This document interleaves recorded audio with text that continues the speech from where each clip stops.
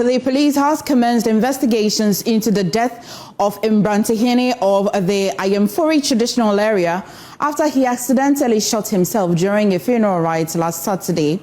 The chief sustained a severe injury and was rushed to Ayamfuri Pentecost Hospital, where he was later pronounced dead while receiving treatment. His body has since been deposited at the Dunkwa Onofe Municipal Hospital mortuary. The footage was captured in a viral video, reigniting concerns about gun control in the country.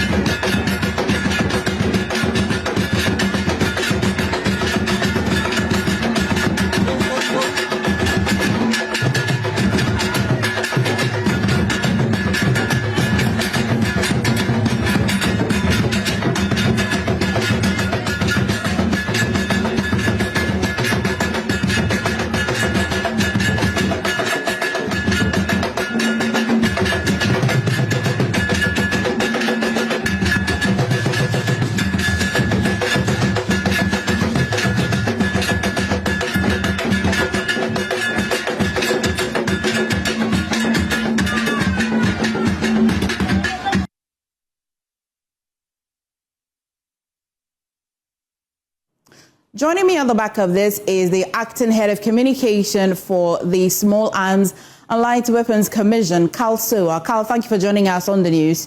So in November last year, the Interior Minister announced a temporary ban on the use of guns during celebration such as this one. And I know that it lasted for a few weeks. How does this new incident come to you as a commission? All right, so thank you very much for the opportunity, and thank you for having us here on your station. Is quite unfortunate, and as a commission, we send our condolences to the family and to the traditional area. It's sad to see a chief lose his life this way.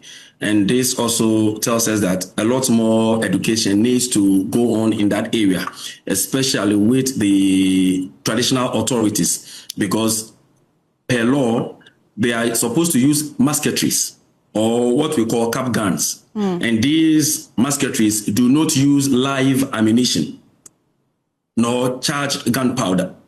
But you could see that what it was having looks like a pump action, which uses live ammunition. So for traditional celebrations, the law mandates that or gives them the permission to use musketries. And even that, if you look at Section 7 of the Arms and Ammunition Act 1972, NRCD 9, it talks about public display. And subsection 2 of that same section says that it also regulates the use of firearms during traditional celebrations. And so for the traditional authorities, when they want to use these firearms during their traditional celebrations, they need to contact the police, get a permit, where they also indicate the number of firearms they are using and the type. So if they have done that, I'm sure the police would have informed them that that firearm was not right or fit for purpose when it comes to the traditional settings. Would you say so yes, that we'll keep on doing? Would you say that this is one isolated issue, and how much of impact did that ban in November make in all of this?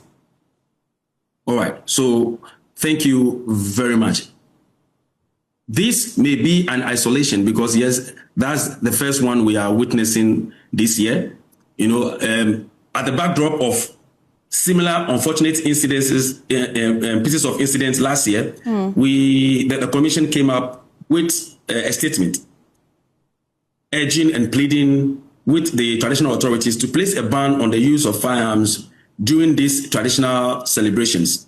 And fortunately, the Honorable Minister for the Interior, also during the gun amnesty, during the declaration of the gun amnesty, declared that there's a temporary ban on the use of these firearms during traditional celebrations. The main purpose was to afford us the opportunity to seek together with the traditional authorities and then bring sanity in the use of these firearms. Okay. I think a lot of gains has been made. There's been some engagements, but like I said, more work still needs to be done, because this tells us that there's still more work to be done. Although the ban was able to give us the opportunity to sanitize the system and then do more engagements.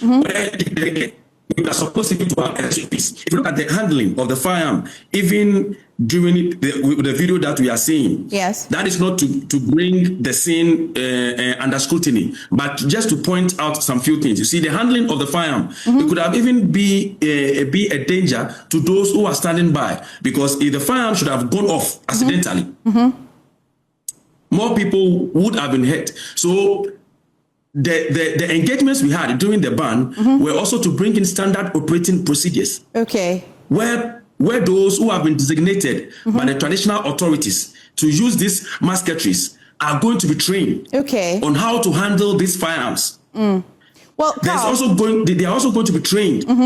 Yes.